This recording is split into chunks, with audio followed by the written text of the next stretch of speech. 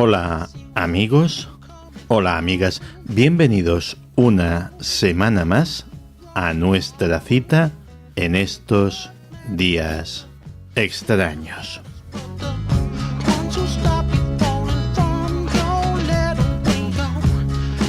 El ser humano es una criatura asombrosa y ahora veréis por qué lo digo. A veces tenemos una distorsión en nuestra percepción de las cosas. Aquello de ver la paja en el ojo ajeno y no ver la viga en el propio, realmente increíble. Es como cuando ves o escuchas a un tipo que se fuma 2 paquetes de tabaco al día mostrar genuino miedo ante cosas como una epidemia de ébola o un ataque terrorista. No, amigo. Lo que te va a matar probablemente sea lo que llevas en el bolsillo y eso curiosamente no te da ningún temor. Y ahora nos está pasando algo muy parecido con el tema de la inteligencia artificial, porque nos preocupa mucho la inteligencia artificial y está muy bien que nos preocupe. A fin de cuentas va a ser una tecnología enormemente disruptiva, como dicen los modernos, que viene a querer decir poco más o menos que va a poner la sociedad entera patas arriba y montar una zapatiesta como no se ha visto otra desde los tiempos de Jesucristo. Así que sí, prevenir los problemas está bien, preocuparse está bien, e intentar buscar soluciones previas a los problemas, a los escollos que puedan surgir por el camino, está pero que muy bien. Pero resulta que hay gente que está muy pero que muy asustada por la inteligencia artificial y no ha mostrado el menor susto por los miles de años de estupidez natural que llevamos mostrando los seres humanos.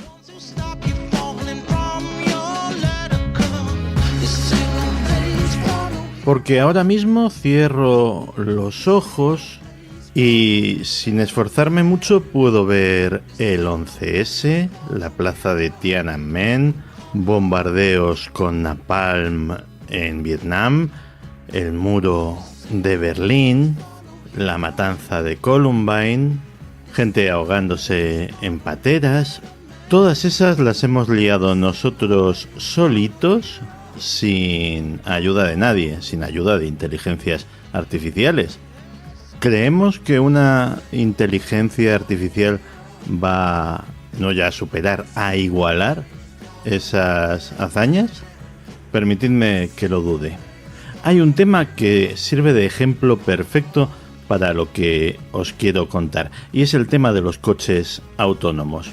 Resulta que los coches autónomos nos dan miedo, que hay que legislar con muchísimo cuidado el dejar sueltos a estos dispositivos, que los 2 o 3 o los 4 o los que hayan sido accidentes que han tenido, pues han tenido la publicidad y la cobertura mediática de un suceso de primer grado. Y seguramente cuando estos vehículos empiecen a circular por nuestras carreteras, que lo harán tarde o temprano, pues habrá debates, polémicas, reportajes, etcétera, etcétera. Pero si nos vamos a las estadísticas de accidentes, descubriremos una cosa curiosa.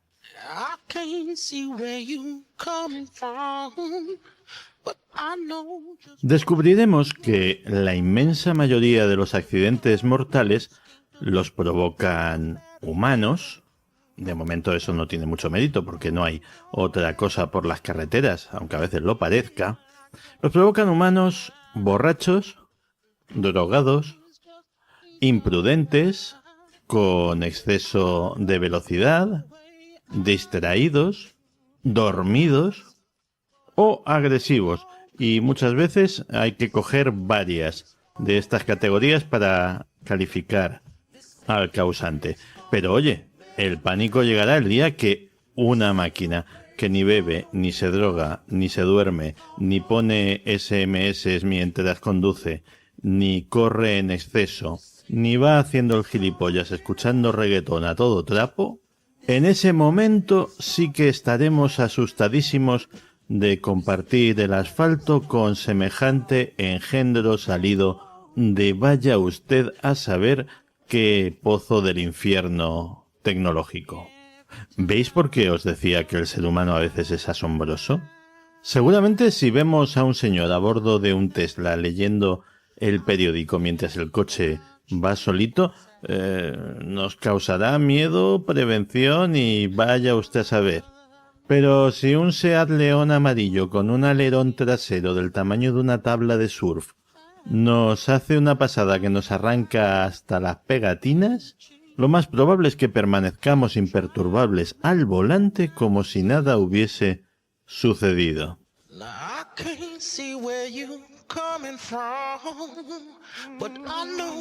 No sé en qué parte de esta historia nos perdimos, pero andamos demasiado preocupados por lo que nos puedan hacer las máquinas y las máquinas no nos van a hacer absolutamente nada.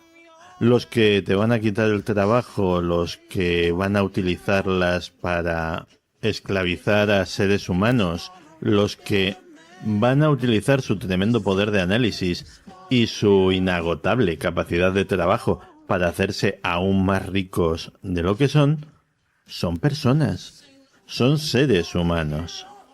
Pero queda más bonito decir que el problema es la inteligencia artificial. No. El problema no es ni será la inteligencia artificial. El problema es, ha sido y será la ignorancia, la codicia, la estupidez y la maldad naturales. Comenzamos.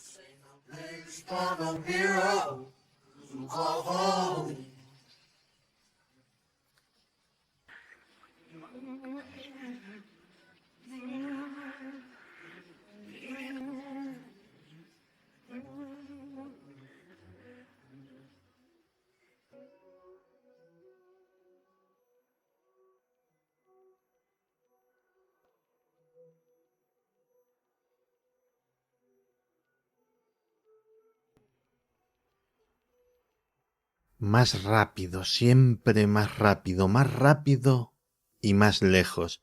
Desde que tenemos capacidad para ello, hemos ido ideando medios cada vez más sofisticados para eso, para transportarnos cada vez más lejos, cada vez más rápido. Caballos, diligencias, ferrocarriles, automóviles, aeroplanos, aviones a reacción, trenes de alta velocidad, cohetes espaciales. En el siglo XVI, un galeón tardaba 19 meses en llegar a Japón. Ahora, en avión se tardan menos de 15 horas.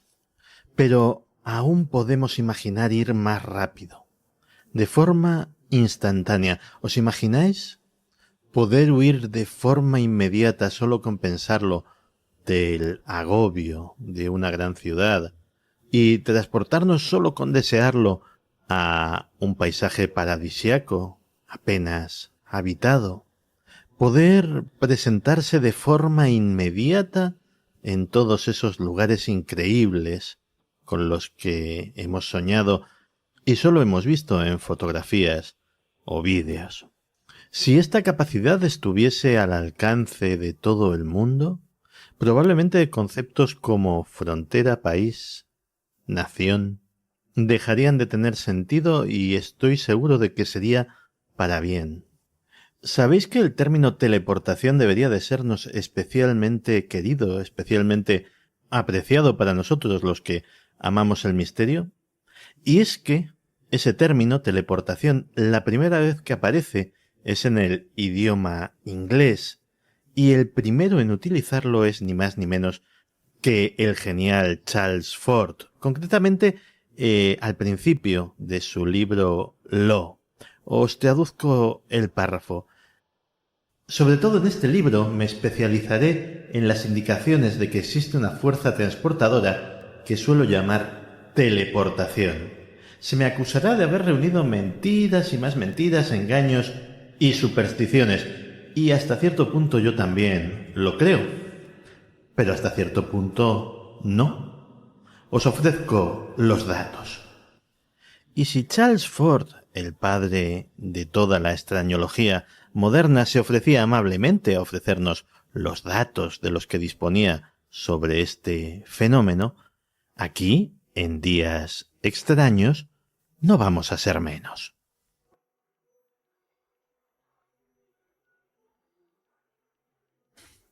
Puede que Charles Fort inventase la palabra, pero desde luego no inventó el concepto.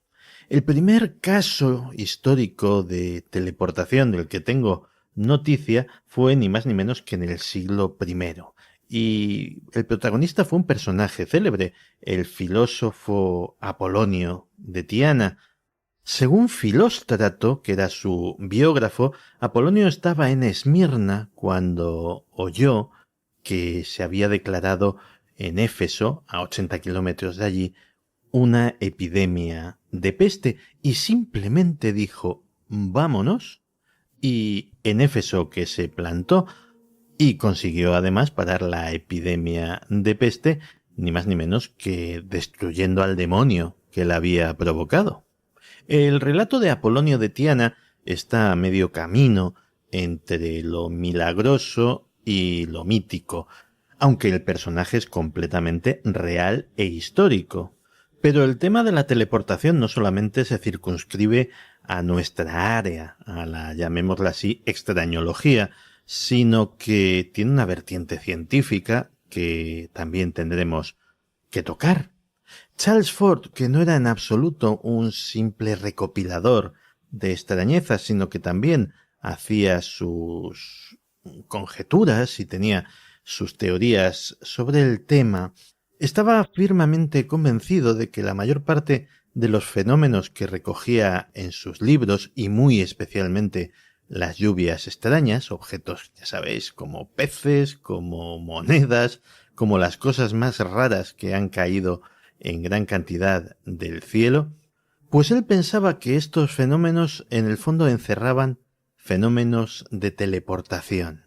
Pensaba que en la naturaleza se podían dar episodios de teleportación espontánea por razones y a través de mecanismos que desconocemos. Pero bueno, esto como teoría es demasiado amplio. Lo que de verdad intrigaba a Fort y desde él a gran número de investigadores son los casos concretos en los cuales personas, objetos o animales han sido transportados de un lugar conocido a otro lugar conocido. Y entre ellos nos cuenta la historia ocurrida en 1871 de la señora Agnes Guppy.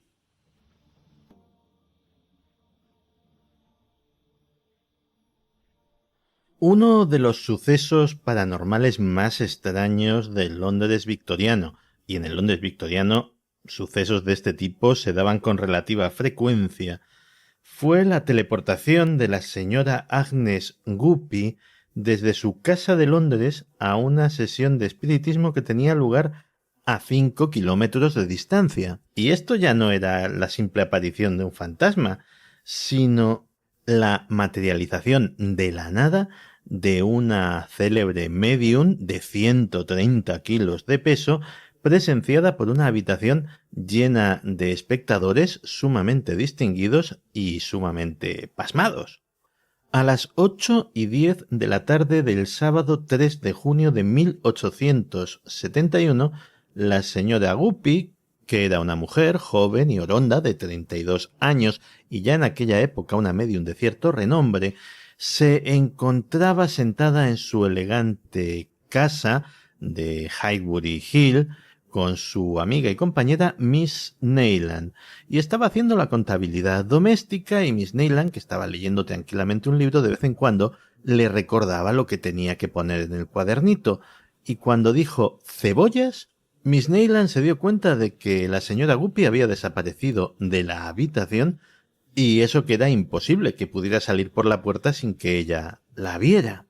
Mientras tanto, a esa misma hora, en otra parte de la ciudad, un medium llamado Charles Williams canalizaba al espíritu de una joven llamada Katy King, cuyo espíritu se haría famoso un año más o menos después por materializarse de cuerpo presente y ser fotografiado en las sesiones de otra medium muy célebre, Florence Cook. El caso es que durante la conversación el espíritu de Katy King se ofreció a materializar algo allí. Y a uno de los presentes no se le ocurrió más que la gracia de decir «¿Por qué no nos traes a la señora Guppy?», a lo cual otro dijo «Por Dios, espero que no, es una de las mujeres más gordas de Londres». Pero la respuesta del espíritu dejó a todos helados. «Lo haré, lo haré, lo haré», dijo 3 veces. En ese momento algo enorme y pesado pareció caer desde el techo, rompiendo la mesa y apagando el candelabro que iluminaba la habitación. Era, como habréis adivinado, la señora Guppy, que en una mano tenía una pluma todavía mojada en tinta y en la otra un cuadernito en el que estaba todavía a medio escribir la palabra cebollas.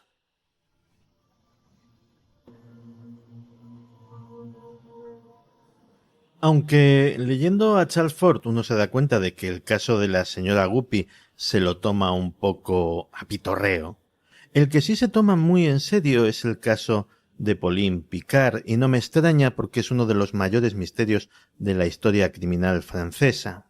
Pauline Picard era una niña de apenas 2 años que estaba en 1922, mes de abril, jugando en la granja de su familia en Bois-à-Loudun, en la Bretaña francesa. Y como suele ocurrir en ocasiones, y por desgracia nuestra propia crónica negra es abundante en estos ejemplos, los padres perdieron de vista a la niña y simplemente desapareció, como desaparecen demasiados niños, tantos como para que no sea algo extraño, pero lo extraño es lo que sucedió a continuación. Tras días de batidas y búsquedas infructuosas, la historia dio un giro absolutamente inesperado y misterioso.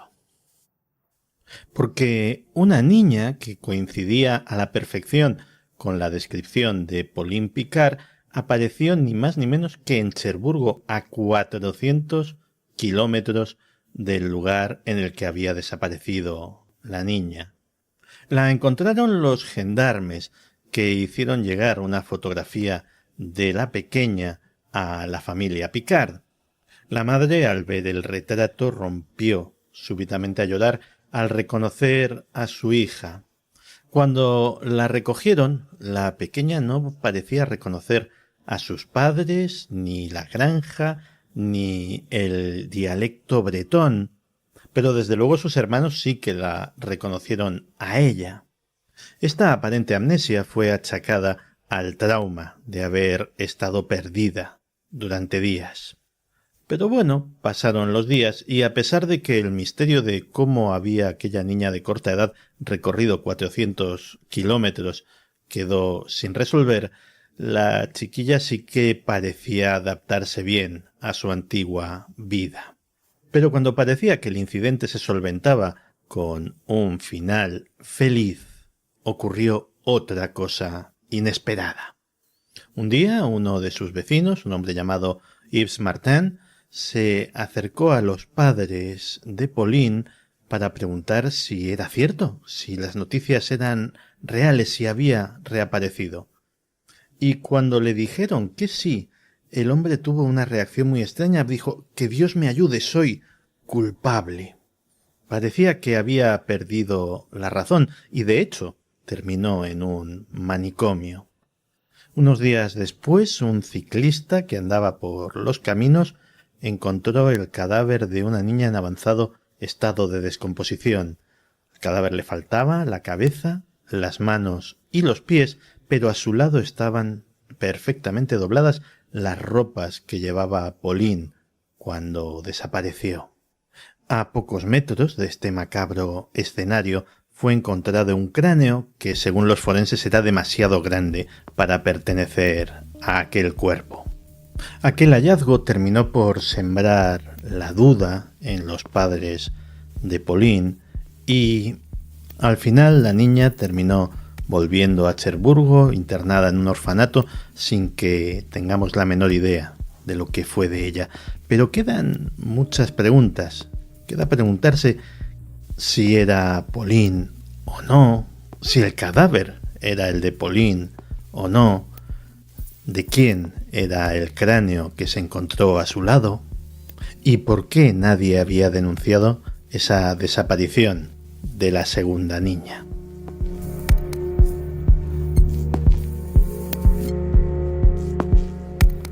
Cambiemos de país. Nuestra siguiente historia sucede en Italia. En 1901, un hombre llamado Mauro Pansini, empresario de la construcción, se acababa de mudar a la ciudad de Ruvo de Apulia. Se mudaron a una casa grande y señorial que necesitaba algunas reformas que, como lógicamente el señor Pansini era contratista, no tardó en emprender, y como sucede muchas veces cuando se trata de emprender reformas en un edificio antiguo, empezó a producirse lo que solo podemos calificar como un poltergeist en toda regla: objetos que se movían sin explicación alguna, vajillas que se rompían solas, enseres que desaparecían de la casa y aparecían en el exterior. La cosa comenzó a empeorar cuando uno de sus dos hijos, Alfredo, un chaval de tan solo 7 años de edad, empezó a quedarse en trance y a hablar en griego, en francés, en latín, idiomas que desde luego desconocía. Por recomendación del párroco local, el señor Pansini decidió enviar al pequeño Alfredo a un seminario cercano, y tanto el poltergeist como los arrebatos del niño parecieron remitir. Pasaron 3 años, Alfredo ya tenía 10, y los padres pensaron que ya era tiempo de que regresase a casa, pero fue volver a pisar el hogar paterno para que todo comenzase igual que antes. No, igual que antes no, peor. Un día Alfredo se llevó a Paolo, su hermano pequeño, de 7 años en aquel momento, a echar a un canal cercano barquitos de papel y ver cómo la corriente se los llevaba. Pasatiempo inocente. Apenas 30 minutos después el padre los echó en falta y vio que no estaban en el punto del canal cercano a la casa. Temiéndose lo peor, que hubiesen caído al agua o se hubiesen ahogado, empezó a llamarlos a gritos hasta que en la casa se recibió una llamada de teléfono. Era de un cura, el padre Benetti, del convento de los capuchinos de Malfatti, a 30 kilómetros de allí, que llamaba para decir que los niños estaban en el convento, que estaban bien, pero habían llegado en un extraño estado de trance. En 1901 era imposible que un par de niños recorriese 30 kilómetros en media hora, ni siquiera con ayuda. El padre los recogió, los llevó a casa, los acostó y unos minutos más tarde tuvo una sensación, un presentimiento. Subió de nuevo las escaleras, abrió la puerta y efectivamente los niños ya no estaban en sus camas. A esa misma hora, a 15 kilómetros de distancia, el tío de los niños, el hermano del señor Pansini, escuchó cómo llamaban a la puerta y se encontró a sus sobrinos aturdidos, desorientados y sin saber cómo habían llegado hasta allí. Pero la hazaña de teleportación más impresionante de los hermanos Pansini ocurrió unos meses después, cuando aparecieron de repente en un barco pesquero varios kilómetros mar adentro. Incluso hubo un testigo de renombre de sus hazañas, el obispo de Vitondo, que fue requerido por los padres a ver si podía ayudar en algo. Y el caso es que cuando se encontraba interrogando a los pequeños, estos desaparecieron delante de sus mismísimos ojos. Y luego la casa fue una romería de científicos, de curiosos, de investigadores, cada uno intentando aportar una explicación, cada uno haciendo mediciones, pruebas, interrogatorios, y al final nadie, absolutamente nadie, consiguió aclarar las hazañas de teleportación de esta pareja de hermanos.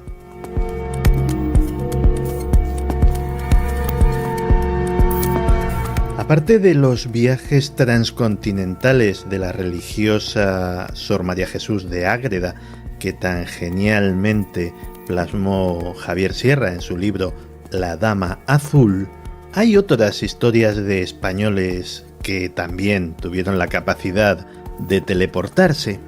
El 24 de octubre de 1593, un soldado llamado Gil Pérez se encontraba haciendo su guardia en la mansión del gobernador de Filipinas, en Manila. Por desgracia no había gobernador al que guardar porque la noche anterior el gobernador Gómez Pérez das Mariñas fue asesinado por los remeros chinos de su galera, la Capitana. Pero había que cumplir el deber, aunque esa noche era un poco más complicada que otras porque estaba terriblemente cansado y un poco mareado.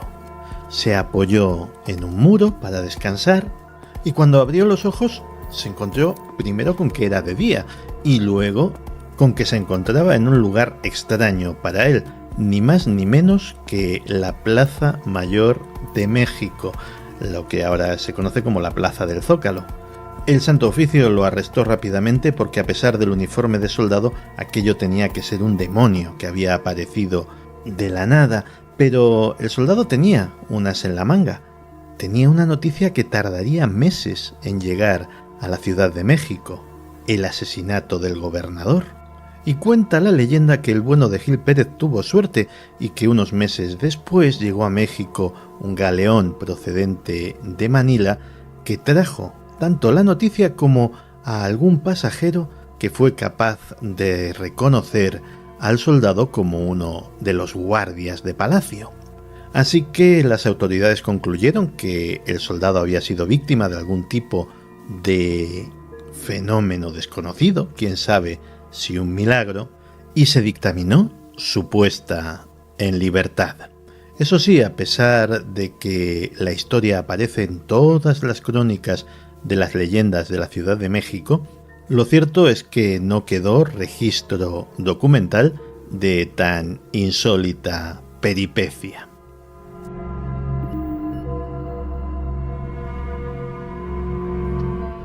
Y esto no sería un tema de días extraños si llegados a este punto no apareciese por algún sitio el Departamento de Defensa de los Estados Unidos, porque, sí, lo habéis adivinado, los militares norteamericanos también han mostrado interés en la teleportación. En agosto de 2004, el Laboratorio de Investigación de la Fuerza Aérea Norteamericana encargó al Dr. Eric W. Davis un trabajo que se titulaba Estudio de la física de la teleportación. Y las pesquisas del Dr. Davis dieron lugar a un informe en el que se describe la teórica manipulación del espacio-tiempo para crear puertas estelares o agujeros de gusano. Otro de los métodos para la teleportación que proponía este informe era la utilización del entrelazamiento cuántico. Entrelazamiento cuántico que, por cierto, es uno de los fenómenos más desconcertantes de la naturaleza. Porque cuando dos partículas han estado en contacto, de alguna forma permanecen entrelazadas. Y esto quiere decir que da igual a qué distancia se las separe, pero lo que afecta a una le acaba afectando a la otra. Este efecto ha sido replicado en laboratorio, incluyendo la reciente teleportación de un rayo láser transportando una señal de radio. Así que sí, amigos, parece magia, pero es ciencia.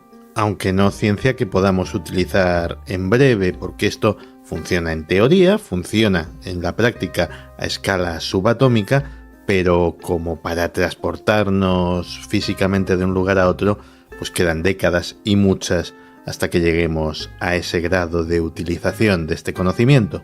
Pero el capítulo, el epígrafe que le dedicamos a la defensa norteamericana, no se para aquí, porque resulta que de acuerdo a informes de laboratorios chinos analizados por el Departamento de Defensa estadounidense en la década de los 80, cierto número de experimentos llevados a cabo en aquel país mostraban que algunos sujetos especialmente dotados podían teletransportar objetos sólidos, incluyendo insectos vivos, tan solo con el poder de su mente. En septiembre de 1981, la revista científica china Nature Journal describía cómo había niños capaces de teletransportar transmisores de radio, libélulas, relojes y otros objetos a varios metros de distancia, sin tocarlos, lógicamente. El proceso podía durar desde apenas un segundo hasta varios minutos, y la investigación tuvo lugar en el Instituto de Ingeniería Médica Aeroespacial de Beijing, donde todo lo que sucedió fue fotografiado y filmado. Según dicen estos documentos, la filmación revela que algunos de los objetos teletransportados se mezclaban temporalmente con los muros de sus contenedores, mientras que otros simplemente se desvanecían, reapareciendo en forma completa en su lugar de destino. Lo de teletransportar transmisores de radio tenía su sentido porque estos estaban encendidos y lo que se monitorizaba era qué sucedía con la señal mientras estaban en tránsito, y lo que se cuenta es que la señal o se debilitaba o se perdía. En fin, todo esto es tremendamente interesante, pero tampoco nos vengamos excesivamente arriba, porque estos informes pueden no ser lo que parecen. Durante la Guerra Fría, ambos bandos generaban abundante información falsa para confundir e incluso asustar a sus enemigos, y este podría ser el caso.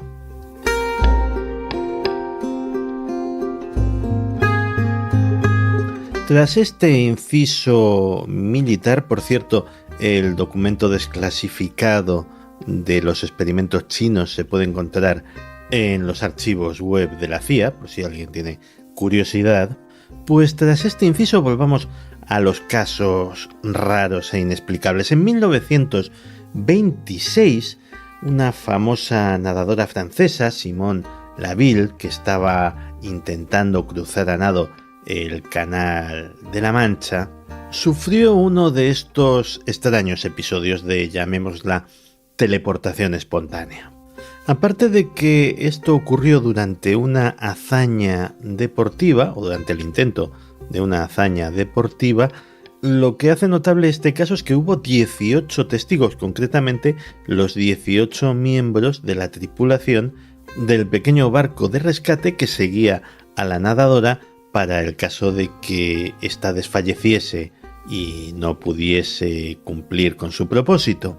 Y lo que describían estos testigos es que más o menos a medio camino, Simón empezó a ponerse borrosa, a desvanecerse como si estuviera desapareciendo de la realidad, y vaya si desapareció.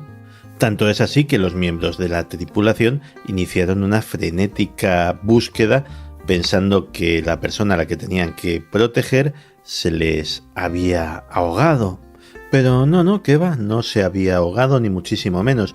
3 horas después, la joven aparecía con su traje de baño en el estanque de una granja a 17 millas al sur de Londres, sin que haya ninguna razón racional que pueda explicarlo, ni ella tuviera la menor idea de cómo había llegado hasta allí.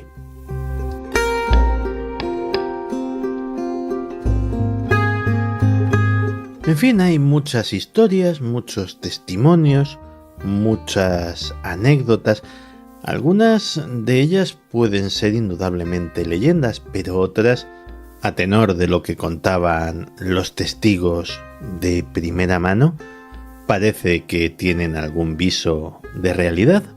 Incluso hay casos recientes, como lo que sucedió en marzo de 2017, cuando un piloto de 27 años, de nacionalidad china, había alquilado una avioneta para volar desde el aeropuerto municipal de Ann Arbor, en Michigan, a Harbor Springs, pero debió de sufrir algún contratiempo y su aparato se estrelló en una inmensa llanura en Ontario, Canadá. Y vemos las fotos, vemos el avión Evidentemente nadie pudo haber sobrevivido a ese choque, pero es que Sean Ronk, que así se llamaba el piloto, no estaba entre los restos del aparato, ni su sangre, ni ningún vestigio de que allí había habido piloto alguno. Simplemente había desaparecido. Aunque a lo mejor este caso habría que englobarlo más en el área de las desapariciones inexplicables, que ya de por sí da para un programa. Como también darían para un programa entero los casos de presunta teleportación relacionados con el fenómeno ovni.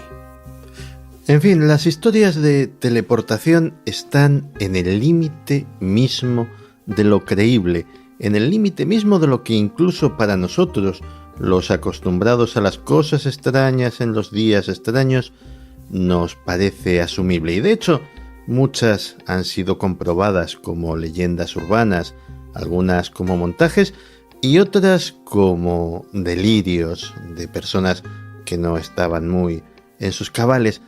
Pero aún así, sigue habiendo un puñado de ellas que nos continúan desconcertando. Un puñado de ellas que siguen siendo genuinamente inexplicables. Sería bonito, ¿verdad? Sería bonito que algún día, gracias a la tecnología o gracias a otro tipo de descubrimientos, sería bonito que simplemente con desearlo pudiéramos transportarnos allá donde quisiéramos. Y no solo porque eso resultaría muy enriquecedor para nuestra vida, para nuestro conocimiento, sino también porque sería el paso definitivo, y el transporte aéreo e Internet ya han hecho mucho en ese sentido, sería el paso definitivo para que por fin comprendiéramos que más allá de las fronteras, de las razas, de las culturas y de las religiones, son muchas más las cosas que nos unen a los seres humanos que las que nos separan.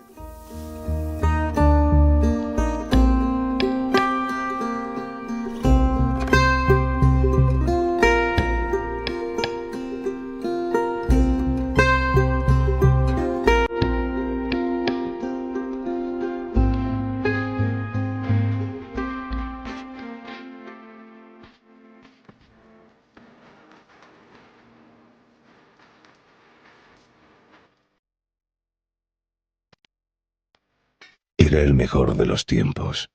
Era el peor de los tiempos. Son días extraños. Con Santiago Camacho.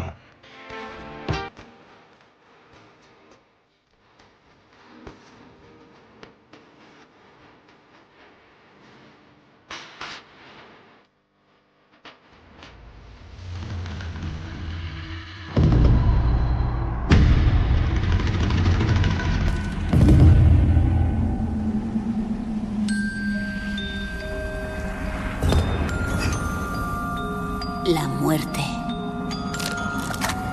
es el único camino que conduce al nacimiento. Violar la tumba de un faraón es un sacrilegio. Pueden colgarte por eso. Necesito su sabiduría. ¿Para qué? ¿Para sanar a la humanidad? No, solo a mi hermana.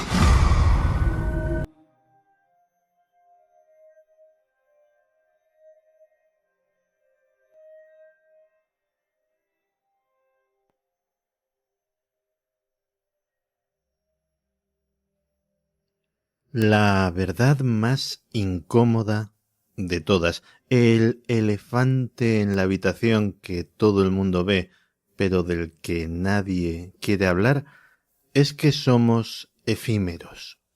Nuestros días en este planeta están contados, y eso es algo que, aunque no seamos conscientes de ello, preside todo lo que hacemos, todo lo que pensamos, todo lo que decimos. Pero aún así, parte de la grandeza del ser humano es perseguir causas perdidas, y hemos anhelado la eternidad que la biología y la naturaleza nos niegan. Y probablemente la primera burla, el primer acto de rebeldía contra lo efímero de nuestra naturaleza fue intentar preservar nuestro cuerpo más allá de la muerte. Y así comenzó la momificación, una práctica que se ha llevado a cabo prácticamente en todas las épocas y en todas las culturas. Y para hablarnos de momias ha venido a Días Extraños una gran amiga, una amiga desde hace muchísimos años, que ha escrito un libro fascinante con unas ilustraciones también fascinantes, aunque bastante más truculentas, un libro que se titula CSI Momias, y además a su autora, a Elena R. Olmo, aparte de agradecerle que haya tenido la amabilidad de venir a Días Extraños, la tengo que felicitar porque con este libro ha ganado ni más ni menos que la 8ª edición del premio Juan Antonio Cebrián. Elena, no sabías las ganas que tenía de decirte esto. Bienvenida a Días Extraños. Encantada, Santi. Oye, Elena, ¿cómo te da por esto de las momias? Porque no es precisamente un tema amable y, de hecho, bueno, hay gente a la que le puede dar algo de repelús. Pues a ver, no es amable, de acuerdo, pero estarás de acuerdo conmigo en que a casi todo el mundo le atrae, bien por morbo, bien por horror, miedo o simplemente porque te interesa el tema y te interesa la historia que puedan contar, qué hacen ahí y cómo es posible. Pues yo creo que sí que son atractivas. A mí me cautivan hace quizá 20 años, que me tropecé con las primeras y desde entonces ha sido un goteo permanente, casi diario. Si os fijáis, no hay día que no haya alguna noticia en prensa sobre pues sobre una nueva autopsia Sí, o una ¿verdad? novia que encuentran. Entonces, cuando te interesa un tema, estás ahí pendiente y poco a poco te vas haciendo con un volumen de documentación importante. Un volumen de documentación importante que has volcado en este libro, y estoy hojeando y mirando las ilustraciones y estoy viendo momias de todos los países, de todas las culturas, de todas las épocas. ¿Qué nos lleva a momificar? ¿Por qué el ser humano tiene este ansia por preservar lo ya muerto? Yo he llegado a alguna conclusión, pero es personal, evidentemente no es una afirmación universal, pero sí te puedo decir que, bueno, pues desde las egipcias que ya conocemos el interés en una supuesta vida posterior, luego hay un rechazo a la pérdida por otras civilizaciones visceral.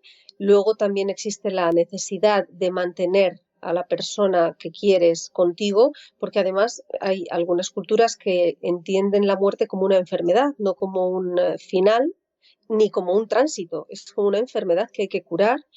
O bien están meramente los científicos obsesionados con poder burlar la muerte o burlar, no la muerte, la degradación. O sea, ellos asumen la muerte, suelen ser anatomistas y demás, que asumen la muerte perfectamente, pero quieren preservar el cuerpo humano intacto y desde un punto de vista pues químico, alquímico de hecho, por el contexto y en los siglos en los que se producen estos experimentos y, y poco motivo más hay que yo considere, pero vamos, no es absoluto, ya te digo que no son afirmaciones rotundas.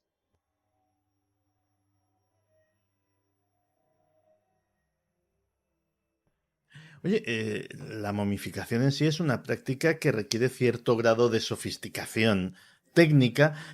¿Cuándo se empezó a momificar? ¿Quiénes fueron los primeros? Pues contra lo que mucha gente pensaba no fueron los egipcios, fue una cultura del desierto de Atacama que se llamaban los Chinchorro y empezaron hace unos 7.000 años. Caramba. Y sí, 3.500 años antes que los egipcios. Era una momificación pues como muy, muy básica, ¿no? Ellos se quedaban prácticamente solamente con el esqueleto porque, claro, no sabían cómo evitar la degradación, la descomposición de la carne. Entonces lo limpiaban, se quedaban con el esqueleto y luego recomponían con barro y paja, recomponían, hacían una especie de muñeco en torno a ese esqueleto, pero en realidad les estaban dotando de un cuerpo nuevo y les ponían unas caretas pues absolutamente básicas, muy planas, donde les hacían con unos palitos los agujeros de la nariz, de la boca y los ojos, y era una forma de tener ahí el cuerpo del difunto para que lo volviera a ocupar por los orificios cuando quisiera, o incluso para que, una vez ya estuviera dentro de nuevo, pues participara de la vida de la sociedad. Incluso eran nómadas y se llevaban a las momias consigo. Las cargaban encima. Sí, sí, claro, no sé muy bien cómo las llevarían, pero que se las llevaban, se movían, eran pescadores y se iban moviendo por la costa y de Perú bajaban nada, por la costa y se las trasladaban, las transportaban. Caramba. Oye, la momia siempre ha sido además un elemento muy recurrente en el cine de terror, por ejemplo. La momia egipcia, en general. O sea, la que siempre sale en las películas es... Entonces, ¿verdad? Ujú. Pero seguramente que ha habido, mientras elaborabas el libro y en tus años de investigación sobre el tema, ha habido alguna momia mucho más impresionante que cualquier momia egipcia que dijeses, madre mía, si esto lo conociesen los guionistas de terror. ¿Cuál dirías tú que es esa momia? Sí, mira, verás, me pones muy a mano el decir que con este libro, verás que el capítulo sobre Egipto es muy amplio, porque es imposible que no sea amplio, pero yo quería reivindicar que había más momias, Sí. muchas más, de hecho, que había por todo el mundo, y intentaba darles cierta voz. Y muchas de ellas, no te diría una, muchas de ellas son dignas de efectivamente películas de terror. Quizá las más por el contexto también y hasta el nombre te diría que son fascinantes, ¿no? Las momias de los pantanos, ya solo dicho esto. Es que veo el cartel, la momia de los pantanos. También, claro, entonces además tienen un color de piel, se momifican en el fango, perdón, en la turba, en aguas totalmente pantanosas y cogen pues el color negro absolutamente pantanoso y se conservan divinamente bien. Pero claro, tienen un aspecto pues totalmente ennegrecido y salen del pantano. Es que efectivamente, ¿no? Qué miedo. Que no saldrán por su propio pie, espero. No, por su propio de momento no. De momento los recolectores de turbas son los que suelen sacarlos, ¿no? Pero bueno. Oye, ¿estas momias de los pantanos son momias naturales? Porque aparte de la momificación como proceso, también hay muchas veces eso, que el cuerpo se queda momificado por diversas causas, ¿no? Toda la razón llevas. Sí que son momias naturales, es otra de las distinciones que hago en el libro, en el recorrido, y especifico que las hay naturales y las hay artificiales. Es fácil de explicar, ¿no? Las artificiales, pues cualquier intercesión que haya por el hombre, cualquier participación que haya para intentar preservar a un muerto, pues ya está, ya es artificial por pequeña que sea, ¿no? Y las naturales se producen así casualmente por condiciones atmosféricas, bien de calor, de hielo o de pantano, como claro. te digo, que serán una serie de condiciones químicas, ¿no? En la propia turba, pues los compuestos químicos son los que en este caso actúan, pero es un ecosistema que mantiene de forma natural a las momias. Y estas cuando aparecen así casualmente, las de los pantanos o cualquier otra momia natural, que seguirán saliendo, estoy segura, pues te dejan perplejo. Al menos a mí personalmente me dejan impactada. Sobre todo porque suelen ser momias que cuentan mucho, mucha historia. Y no siempre es una historia que se corresponde con la que conocemos. Yeah. Entonces, pues para mí despiertan muchísimo interés.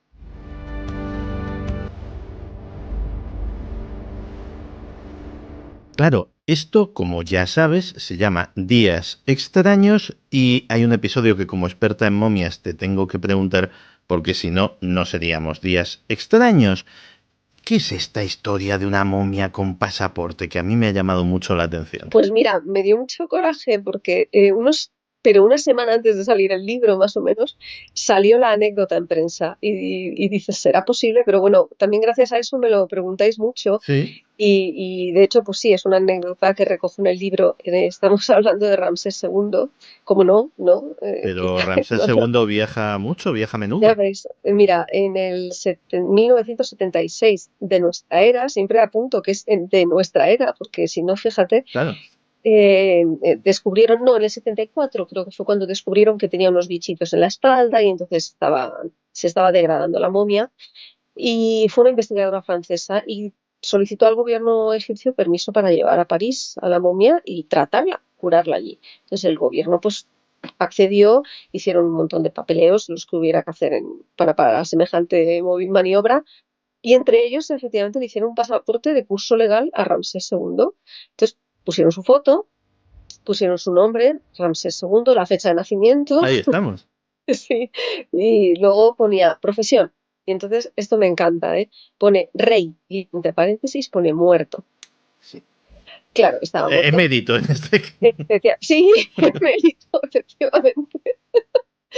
Y entonces, bueno, pues le montaron en el avión, hicieron un vuelo de estado típico así por encima de las pirámides, con mucha pompa, llegaron a París, hicieron lo mismo, le llevaron a la Plaza de la Concordia, donde está el obelisco del templo de Abu Simbel, y luego ya, pues nada, lo metieron en el Instituto del Hombre o algo así, no recuerdo bien dónde era, pero en definitiva le llevaron al lugar donde iban a tratarle con éxito y volvió con su pasaporte. Y lo que no sé es dónde anda ahora, pero Bueno, pues oye, si se da otro viaje, por lo menos ya tiene el no lo documento preparado. sí, igual está caducado, yo no sé si hace muchos años, pero Casi todo lo tendría caducado este buen señor, esto sí, es sí, pobre casi hombre. seguro. Oye, otra cosa que desconoce mucha gente es que en España también tenemos momias. Y de Sí. hecho, muy concretamente en Canarias, que es una tierra que me es muy querida. Tenemos en Canarias, tenemos así como las más significativas, ¿vale? Te digo, en Canarias, ahora entramos a hablar de ellas si quieres, tenemos en Toledo unas importantísimas, muy significativas, las últimas en aparecer son unas momias en Zaragoza, en un pueblecito que se llama Quinto del Ebro. Y bueno, tenemos también momias en Madrid, como por ejemplo la de San Isidro, incorruptos por toda España, pero concretamente a las que te refieres en Canarias son las guanches. Sí. Es una cultura importantísima que nos cargamos los españoles al llegar, es una cultura prehispánica y que es un pueblo pues, que debió ser francamente interesante porque, al igual que los egipcios en este caso, sí momificaban, perdón, momificaban a los nobles o reyes, a las castas altas, elevadas, y debían tener un método pues bastante, por las momias que conservamos, su método, por supuesto, perdido y sin testimonios, debía ser bastante desarrollado, muy sofisticado. En Madrid podemos ver la mejor de las momias guanches y te diría, si no es la mejor del mundo, anda cerca. Anda cerca. Está en el Museo Arqueológico de Madrid, se llama La momia del Barranco de Arqués y es sinceramente, bueno, pues es que a mí me deja atónita, ¿eh? Y el rostro es impresionante, está plácidamente dormido. Tiene toda la mata de pelo rizada. Es una momia digna de ver. Quien pueda debería pasarse a verla porque, bueno, es que, ¿ves? No tengo ni calificativos. Es impresionante.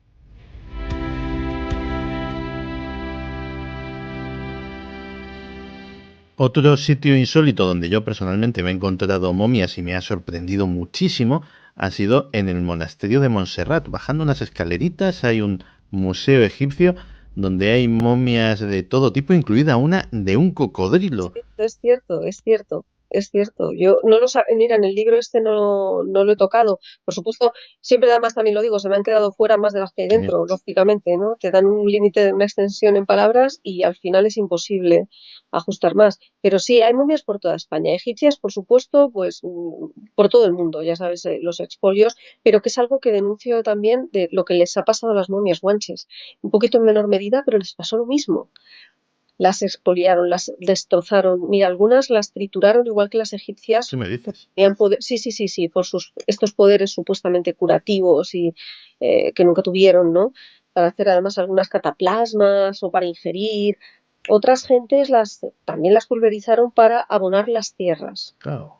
Y en algunas zonas de Tenerife, y hablo de Tenerife porque antes hemos citado las Canarias, pero es Tenerife porque Guanche significa hombre de Tenerife, ¿de acuerdo? Entonces, y en algunas localidades, en algunas zonas les tenían pavor, y tanto es así que las arrojaban al mar enteras.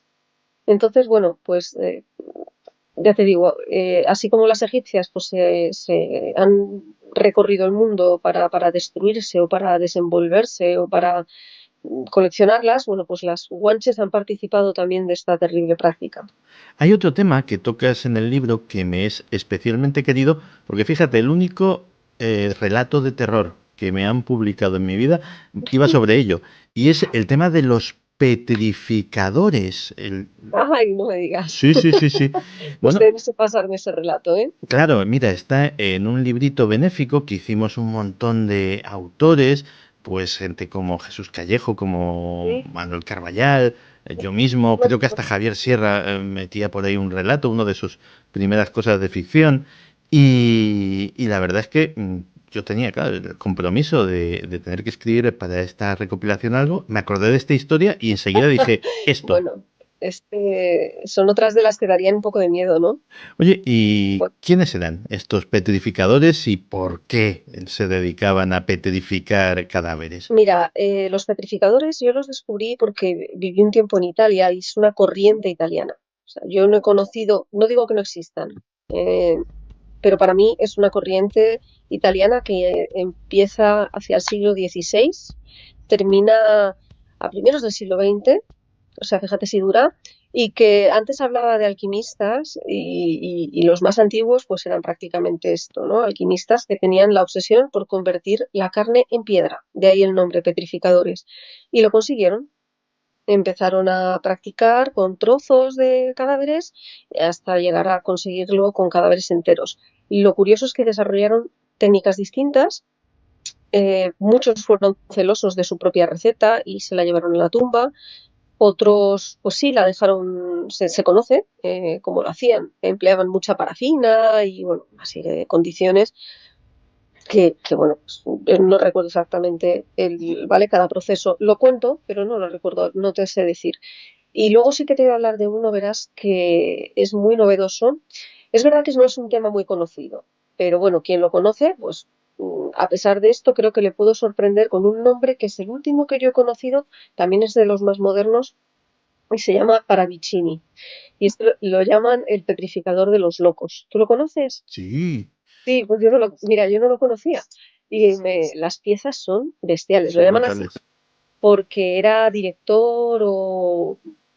Me parece que al principio era director y luego dejó de ser director, pero siguió siendo empleado de un manicomio. Un manicomio a la antigua, ¿eh?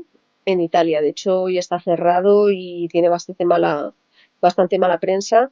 Además, hoy es uno de esos lugares abandonados con cierta aura extraña, sí, difícil de recorrer, pero bueno, las piezas que él petrificó en el sótano de este lugar son increíbles porque es que tienen la expresión de la enfermedad de aquellos pacientes y son, te lo juro, absolutamente impactantes, que son, como decíamos, otras buenas momias para película de terror, porque, madre mía, más por la historia que tienen detrás que por su aspecto, pero bueno, el aspecto tampoco es que sea especialmente amigable, ¿sabes? Es como súper impactante.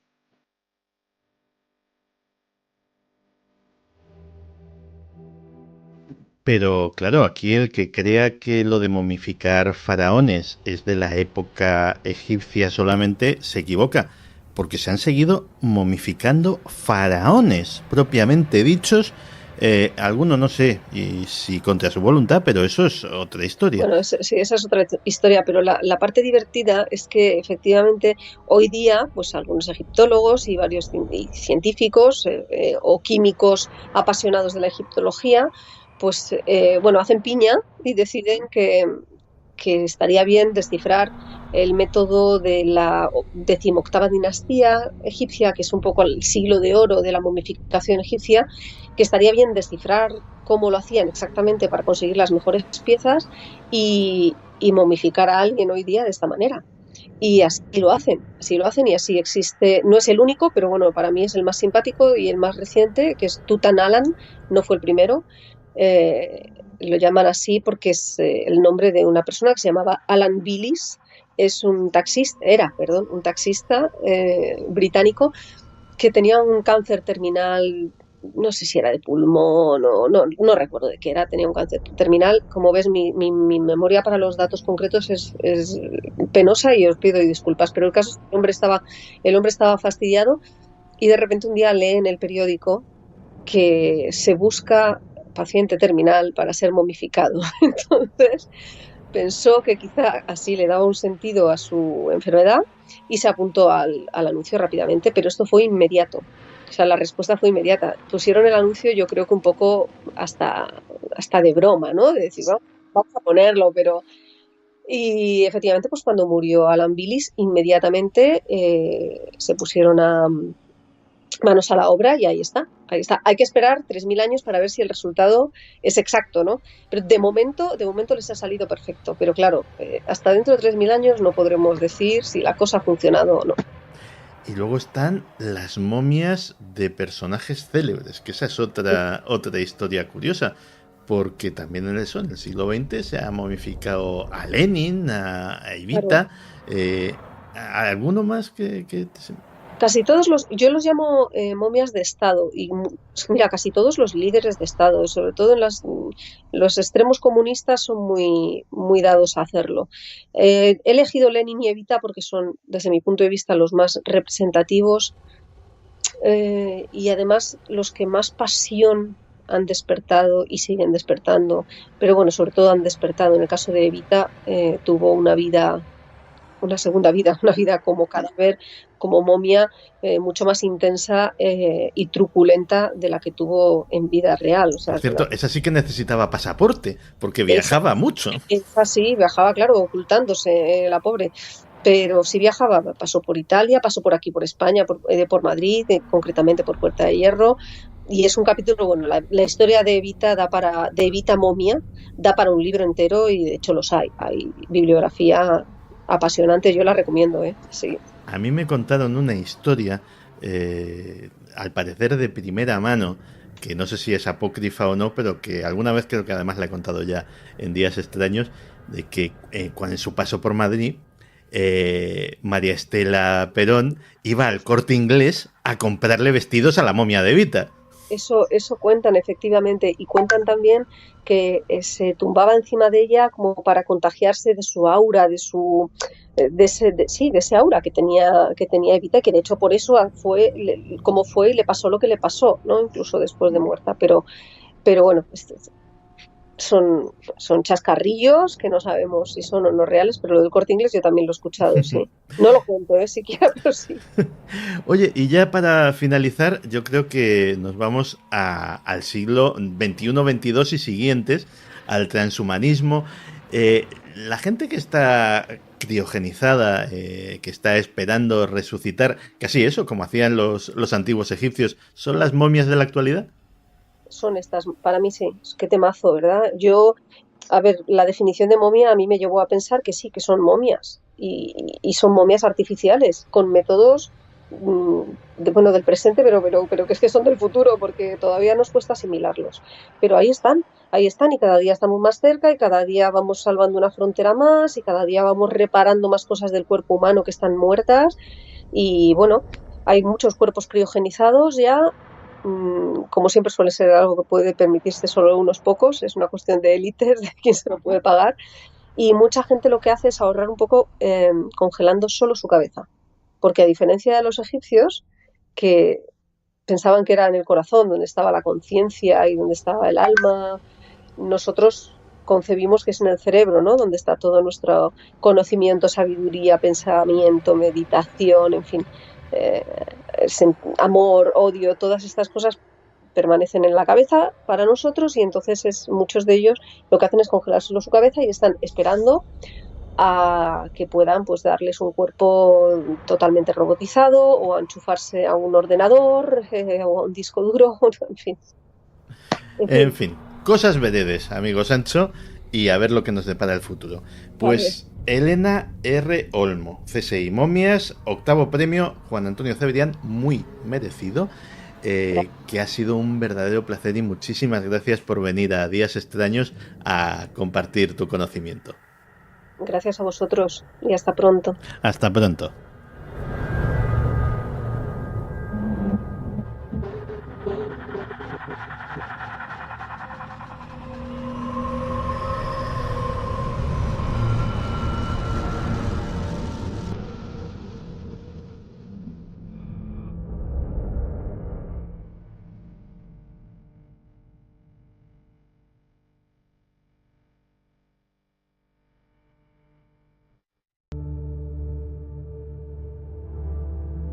Sí, como sabéis, yo desde hace mucho tengo en la más alta consideración los conocimientos y la capacidad didáctica del profesor Daniel Arias Aranda.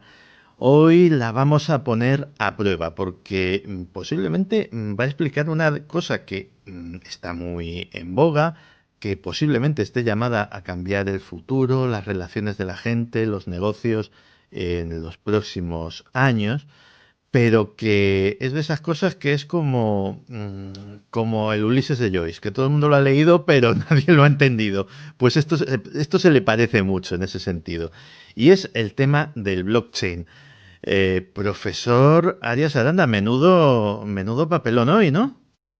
Pues sí, hoy vamos a entrar en la tecnología blockchain, vamos a intentar desgranar un poco pues, la arquitectura interna de esta tecnología y ver sobre todo las aplicaciones que ya tiene y que va a tener en muy poquito tiempo en nuestras vidas cotidianas. Ese es un poco el objetivo que tenemos para hoy. Pues Daniel, la única condición que me atrevo a imponerte es que, vamos, lo expliques como para que lo entienda yo. O sea, una cosa básica, básica, básica. Porque esto es una cosa que va a ser muy importante en el futuro, así que te dejo, me encomiendo a tu habilidad didáctica y nada, que Dios reparta suerte. Pues muchas gracias, Santi. Pues vamos a empezar entonces por el principio, introduciendo un poquito lo que es la tecnología blockchain, que bueno, en castellano quiere decir cadena de bloques, ¿no? Es una traducción muy sencillita y es actualmente pues uno de los grandes objetivos de la investigación a nivel público, sobre todo a la hora de mejorar su arquitectura interna a nivel técnico. Para eso pues hay multitud de proyectos, bueno, pues sobre todo con fondos públicos, en el caso de España, del Ministerio de Educación y de las distintas comunidades autónomas, pero también es objeto de mucha investigación privada, sobre todo para aumentar las aplicaciones a diferentes aspectos de nuestra vida diaria. Bueno, nuestros oyentes probablemente conozcan el blockchain como la base pues, de la primera criptomoneda que se creó en 2009, que se denomina el Bitcoin, que actualmente pues está muy de moda y además luego la analizaremos un poquito más adelante y veremos pues que no solamente existe el Bitcoin, sino que hay otras criptomonedas, muchísimas además, que se han creado posteriormente. En todo caso, el blockchain es mucho más que criptomonedas. Es conocido por las criptomonedas, pero realmente el blockchain representa una forma nueva de gestionar la confianza entre las personas y su aplicación afectará la manera en que nos relacionamos los seres humanos entre nosotros, pero también la manera en que nos relacionaremos los seres humanos con las máquinas. Y esto tendrá un impacto fundamental sobre la economía que iremos desgranando hoy en esta sección de Economía Extraña. Bueno, sobre la economía y prácticamente sobre todo, porque si nos estás contando que esto a lo que afecta es a nuestra relación con algo tan básico en la sociedad como es la confianza mutua entre instituciones, entre ciudadanos, etcétera, etcétera, es algo que puede remover los cimientos de la sociedad en pleno. Sí, hay muchos investigadores que hablan de un nuevo paradigma, ¿no? Un nuevo paradigma incluso en la construcción de la sociedad a través de esta tecnología. Quizá lo que sea más oportuno es ir pasito a pasito, ir viendo cómo el blockchain poco a poco pues, ha ido entrando en algunas de las industrias, cómo se están haciendo grandes inversiones, sobre todo por parte de la banca y de las empresas de seguro en blockchain. Y bueno, pues vamos a intentar entender un poquito lo que es el blockchain y lo vamos a hacer a través de conceptos muy básicos. Genial, pues comencemos. Pues vamos a empezar, bueno, entendiendo lo que es una transacción. Lo voy a poner con ejemplos súper sencillos. Supongamos, por ejemplo, que yo te vendo una casa, ¿vale? ¿Qué trámites básicos tenemos que seguir? Pues lo primero es que tú y yo tenemos que escribir un contrato de compra-venta, lo tenemos que imprimir en un papel, tenemos que acordar un precio y unas condiciones de pago. Pero eso no es suficiente. Después de hacer nuestro contrato de compra-venta, tendremos que ir a un notario y él tendrá que dar fe pública de que la posesión de la casa cambia de mis manos a las tuyas, pues de la elaboración de una escritura pública que en el caso de duda o conflicto en un futuro, pues tú puedes mostrar para probar delante de un juez o de quien haga falta que la casa pues es tuya, ¿no? Ese es cualquiera de nuestros oyentes que haya comprado una casa, pues ha pasado por todos esos trámites, ¿no? Por supuesto. Y luego, encima hay que llevarlo al registro de la propiedad. Exactamente, y además hay que abonar los impuestos correspondientes de transmisión de bienes patrimoniales, plusvalías, etcétera, etcétera. Tema muy de actualidad, por cierto, esta semana. Iba a decir, sí, que precisamente esta semana, pues bueno, ya sabemos lo que el Tribunal Supremo ha fallado, ¿no?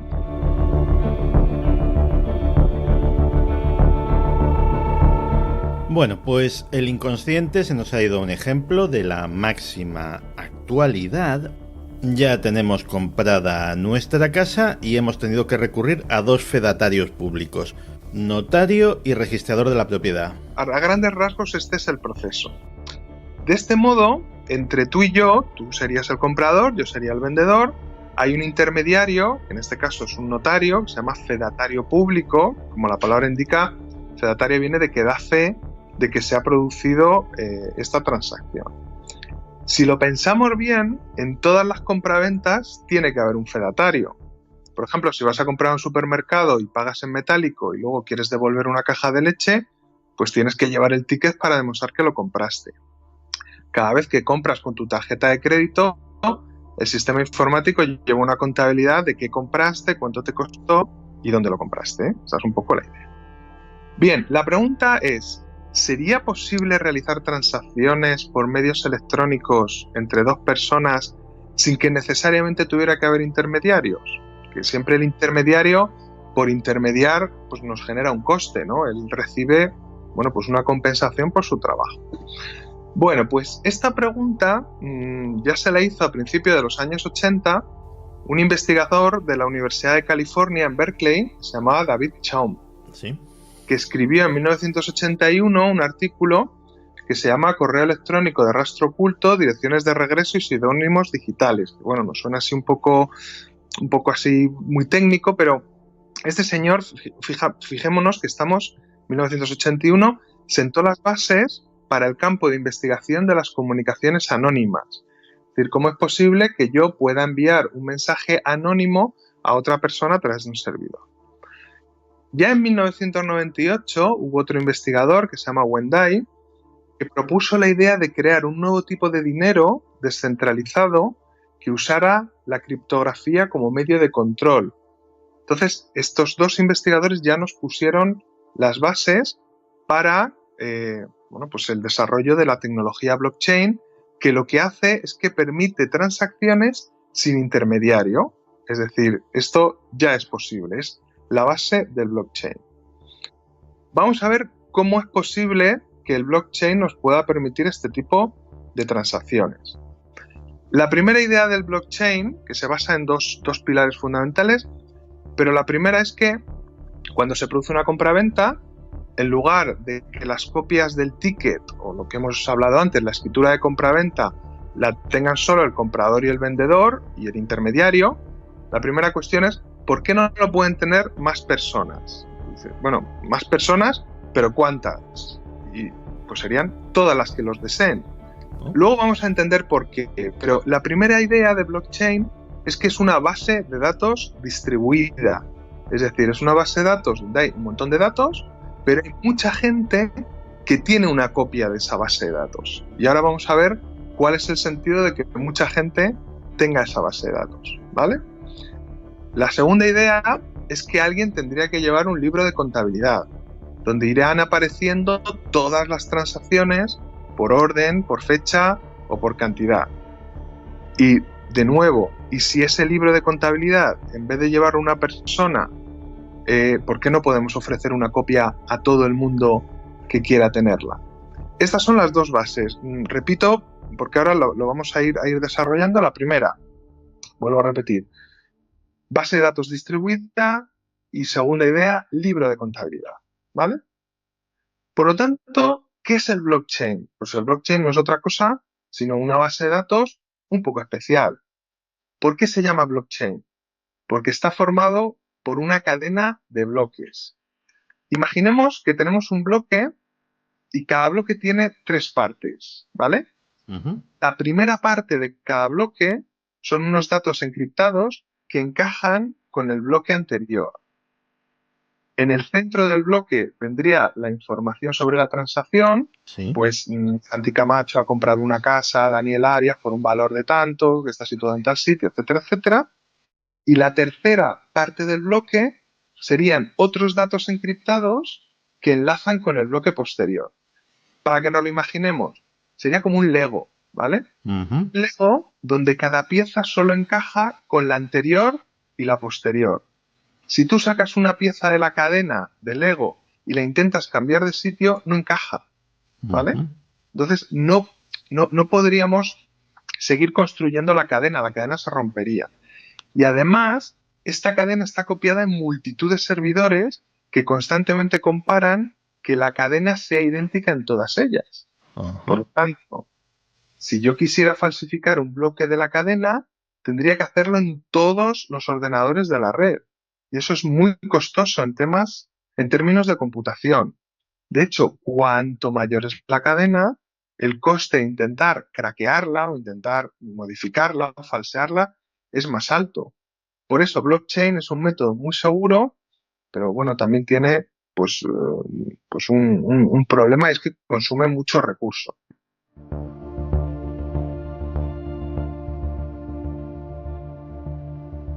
Es decir, tenemos una cadena de datos que son las transacciones que van encriptadas de tal manera que cada bloquecito, cada pieza de Lego, como has dicho, tiene un lugar que le es único, no puede ser alterado porque directamente no encaja y saltaría la encriptación.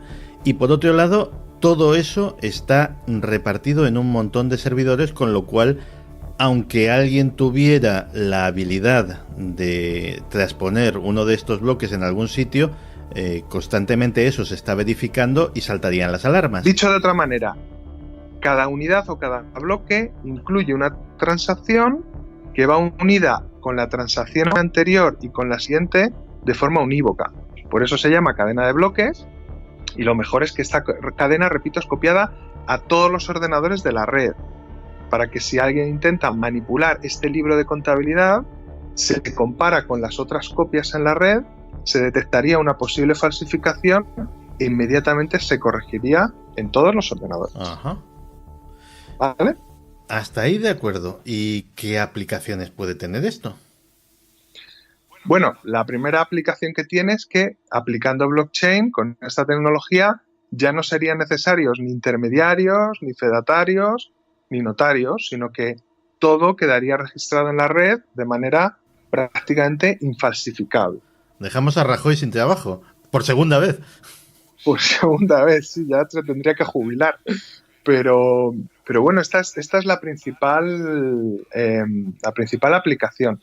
Al principio del podcast hablábamos de que iba a cambiar la manera en que los seres humanos íbamos a gestionar la confianza entre nosotros, ¿no? Claro, si tú y yo hacemos un contrato de compraventa, volviendo al ejemplo anterior de la casa, pues a lo mejor yo dentro de unos años o de un tiempo, uno de los dos, pues podríamos tener una tentación de intentar hacer alguna falsificación o decir, no, yo es que no te lo vendí en ese momento, no era yo. No, esta tecnología lo que hace es establecer realmente niveles de confianza altísimos por esta dificultad que hemos dicho antes de poder falsificar, ¿no? No se puede romper, es muy costoso, ¿no? Entonces, a partir de esta tecnología, ¿cuál es la primera aplicación que ha habido? Pues la que nuestros oyentes conocerán, las criptomonedas, ¿no? ¿Cómo se crean las criptomonedas a partir del blockchain? Pues, primero, si tenemos un sistema fedatario digital, pues ya no necesitamos ni billetes físicos ni monedas para comprar. Podríamos crear nuestra propia moneda. Si se acuerdan nuestros oyentes, en el podcast de Economía Extraña, que hablamos de cómo se crea el dinero en la temporada anterior, hablamos de que durante siglos se usaron metales preciosos y, por tanto, escasos para acumular riqueza. ¿Para qué sirve el blockchain en este caso? Pues en informática la aplicación es que en vez de utilizar metales preciosos para crear dinero, estamos hablando de las criptomonedas, utilizamos la resolución de problemas matemáticos muy complejos. Entonces, esto nos sirve como metal precioso. Me explico de manera más sencilla. Los mineros de toda la vida de pico y pala utilizaban su esfuerzo y su trabajo físico para obtener estos metales, el oro, la plata, etc. Sí. Los ordenadores no tienen un pico ni una pala, ni tienen brazos para poder picar, Dales pero tiempo. dales tiempo, exactamente, ya sean robots mineros, eso está a la vuelta de la esquina, pero bueno, eso es otro tema. Pero los ordenadores sí pueden utilizar su esfuerzo y su trabajo digital para resolver problemas matemáticos de alta complejidad que le llamamos algoritmos. Ajá. Estos programas informáticos se dedican a resolver estos problemas, se llaman mineros, y las soluciones van generando criptomonedas. Es decir, tú tienes un ordenador en tu casa, te descargas un programa minero, dejas el ordenador allí funcionando horas y horas, días, etcétera, va solucionando problemas matemáticos que llamamos algoritmos, que son muy complejos, y cada vez que soluciona uno, se genera una criptomoneda. Bueno, se genera una parte de una criptomoneda. Cualquier persona puede poner su ordenador a minar. Cualquiera de nuestros oyentes pues se descarga uno de estos programas. Cuanto más potente sea su procesador, más criptomonedas podrá conseguir. Y aquí es donde entra la tecnología blockchain. La cantidad de monedas en circulación y sus dueños quedan registrados en el gran libro de contabilidad de blockchain, que además está distribuido por todo el ciberespacio.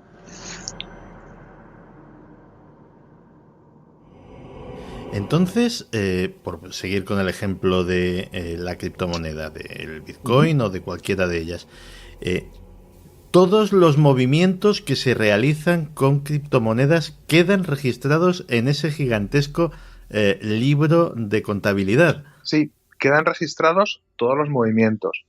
Quizá algún oyente que conozca un poco las criptomonedas está pensando, bueno, pero la ventaja que tiene el Bitcoin es que yo puedo tener Bitcoin y ser absolutamente anónimo. Es verdad, claro, porque el desarrollo o la minería de esas criptomonedas van unidos a una identidad digital que está encriptada. Es decir, yo soy el dueño de, vamos a poner, 10 bitcoins, pero no tiene que aparecer Daniel Arias Aranda. Yo puedo ser el usuario XF238 con una clave determinada.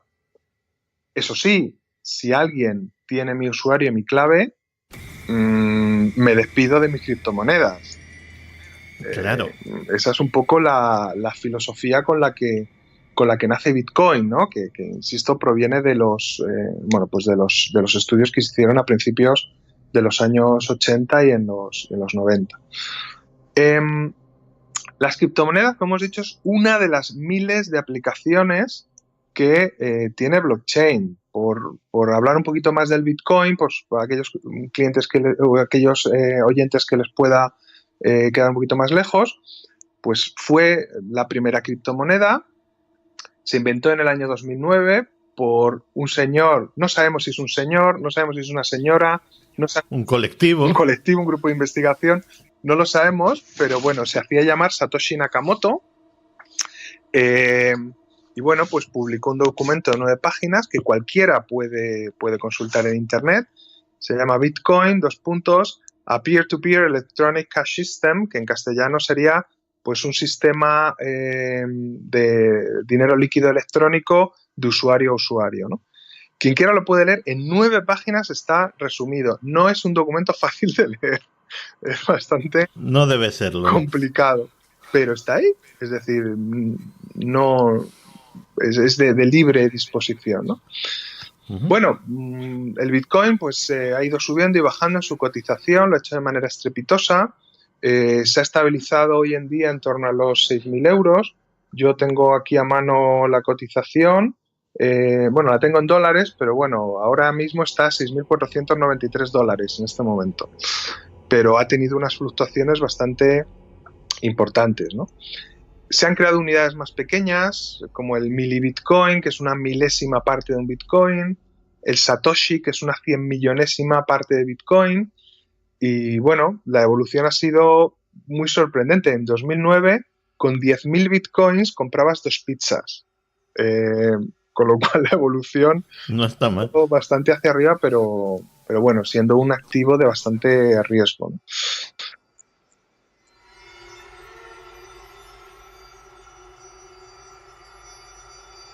activo de bastante riesgo, que duda cabe, pero entre otras cosas porque ha habido una fiebre especulativa brutal alrededor del Bitcoin. Sí, enorme. De hecho, yo creo que fue hace aproximadamente 2 años que se dio la gente compraba el Bitcoin muy barato y en muy poquito tiempo pegó un subidón bastante grande hasta que ya más o menos se ha estabilizado. Tiene una explicación. La explicación de la estabilización es que el algoritmo de Bitcoin estableció un límite de 21 millones de Bitcoin minados. Es decir, no puede haber más de 21 millones de Bitcoins pues en el mercado. Ese es el límite. Con lo cual, y de hecho, tengo que decir también que se estima que aproximadamente 1/3 de esos millones de Bitcoin se han perdido para siempre, ¿no? Porque, bueno, yo recuerdo que cuando empezó el Bitcoin, pues puse un ordenador que tenía a minar al principio, que lo tengo por ahí no sé dónde en el disco duro. Yo no sé si habrá algún Bitcoin o medio Bitcoin o ningún Bitcoin, pero mucha gente... Hombre, ya sería cuestión de mirarlo, ¿eh? Sí, sería cuestión de echarle un vistazo. Lo que pasa es que el ordenador no funciona, no le va bueno, lo que es la fuente de alimentación. Pero bueno, cuando tenga tiempo la arreglaré. Tengo poca esperanza, de todas maneras. Pero a lo que iba, mucha gente ha minado bitcoins y a lo mejor pues los ha dejado por en un disco duro, se han estropeado, o gente que tenía bitcoins pues ha perdido la clave y el password. Entonces se estima que se ha podido perder cerca de 1/3. Y se han minado más o menos la mitad de los 21 millones. O sea que estaríamos hablando de 1/3 de esa mitad, ¿no? El proceso, insisto, es bastante más complejo, pero bueno, lo que estoy intentando es que se pueda comprender fácilmente. ¿Cómo podemos conseguir bitcoins en la actualidad? Pues hay dos opciones. Una ya la hemos comentado, que es minarlos, que es un proceso que requiere de equipos muy potentes, sobre todo con tarjetas gráficas muy avanzadas que hagan esos cálculos y que conllevan un alto consumo de energía, ¿no? Entonces, la minería de bitcoins, salvo que tengas lo que se llaman grandes granjas, que es, bueno, pues un montón de tarjetas gráficas funcionando en paralelo, no está siendo especialmente rentable. La otra opción es comprarlos en el mercado y existen pues numerosos operadores de monedas virtuales que nos permiten pues comprar bitcoins al precio de mercado que estén, ¿no? Aparte de Bitcoin, como hemos comentado antes, hay muchas otras criptomonedas, se van creando más todos los días. Hace poco, pues Nicolás Maduro dijo que iba a crear un Bitcoin en Venezuela, o una criptomoneda en Venezuela, no sé cómo va ese tema, pero entre todas ellas destaca el Ethereum, que es la otra criptomoneda, que mejora un poquito en tiempo y rendimiento al Bitcoin, que parecía una alternativa muy fuerte, pero sus fluctuaciones han sido todavía mayores que las del Bitcoin. Llegó a cotizar a más de 1.000 euros y actualmente está en torno a 200. De hecho, quítame la cotización, hoy está a $216, ha bajado un poquito, ¿no? Pero bueno, hay muchísimas criptomonedas. Esto es un nuevo universo. En todo caso, esta tecnología tiene un recorrido muy largo y sobre todo la combinación del blockchain con el Internet de las cosas sí que va a cambiar la manera en que realizamos transacciones. Por ejemplo, en el ámbito del seguro se está trabajando mucho y así en un seguro agrícola podríamos tener pues en una plantación distintos dispositivos conectados a Internet que podrían recogernos datos de pluviometría, de temperatura, humedad, tamaño de la planta, color, sobre todo a la hora de determinar si hay enfermedades o plagas, y estos datos nos los registra en una tecnología blockchain. De este modo, si hay un desastre, la empresa de seguros puede determinar muy fácilmente la indemnización en función a las pérdidas reales o incluso calcularte el coste de la prima en función al riesgo. Con lo cual, esos datos, insisto, que han sido recogidos por diferentes dispositivos, no se pueden falsear, son los que fueron y quedan registrados ahí, ¿no? Por supuesto, otras de las muchísimas aplicaciones pues son los coches también con dispositivos Internet of Things o Internet de las Cosas. En caso de un accidente, pues quedan registrados valores sobre velocidad, aceleración, posición de vehículos, trayectorias, que, bueno, pues una vez se registran con blockchain, quedan ahí inalterables, pues ayudarían a determinar las responsabilidades, ¿no? Estos son algunos de los ejemplos.